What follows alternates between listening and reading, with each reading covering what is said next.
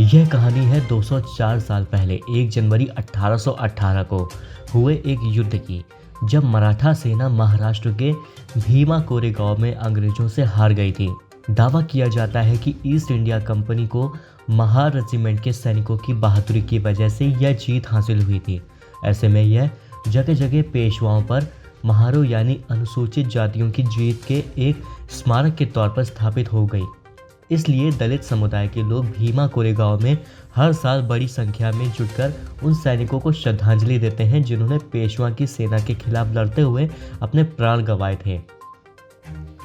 भीमा नदी के तट पर उस दिन जो हुआ था उसका सिर्फ राजनीतिक और रणनीतिक महत्व ही नहीं है। उस दिन उस मैदान में सिर्फ अंग्रेज और पेशवा नहीं लड़ रहे थे, वहाँ जातिवाद के खिलाफ भी एक महासंग्राम हुआ था। इस लड़ाई में अछूत माने जाने वाले महार जाति के सैनिकों ने जातिवादी पेशवाई को हमेशा के लिए नेस्तनाबूद कर दिया। भारतीय समाज को लोकतांत्रिक और मानवीय बनाने में इस युद्ध ने महत्वपूर्ण भूमिका निभाई। ईस्ट इंडिया की 500 सैनिकों की एक छोटी कंपनी ने, जिसमें सैनिक महार थे, पेशवा शासक बाजीराव द्वितीय की 28,000 की सेना को महज 12 घंटे युद्ध में पराजित कर दिया था। कोरेगांव के मैदान में जिन महार सैनिकों ने लड़ते हुए वीरगति प्राप्त की, उनके सम्मान में सन 1822 में भीमा नदी के किनारे काले पत्थरों के रणस्तंभ का निर्माण किया गया, जिन पर उनके नाम खुदे हैं। इस घटना को देश भर के दलित अपने इतिहास का एक वीरतापूर्ण प्रकरण मानते हैं। इस लड़ाई को अनुसूचित जातियों के इतिहास में एक खास जगह मिल गई। अनुसूचित जातियों के खिलाफ अत्याचार करने वाले पेशवा की हार हुई थी। उस जीत की वजह से ही हर साल जब 1 जनवरी को दुनिया भर में नए साल का जश्न मनाया जाता है, उसी वक्त अनुसूचित जाति समुदाय के लोग भीमा कोरेगांव में जमा होते हैं।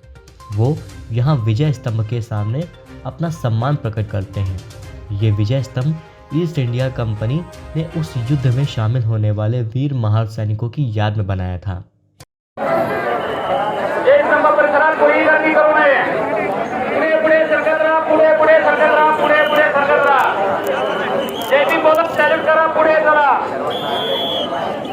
आपल्या समवेत आपल्या बरोबर असलेली लहान मुलं आणि वयोवृद्ध माणसांना सांभाळा, गर्दी वाढू लागलेली आहे। आपल्या समवेत असलेली लहान मुलं आणि वयोवृद्ध माणसांना सांभाळा, पुढे पुढे सरकत राहा। जे बी बोला सॅल्यूट करा, पुढे चला।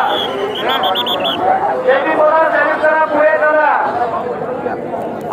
Bureau report, Bhima Koregaon.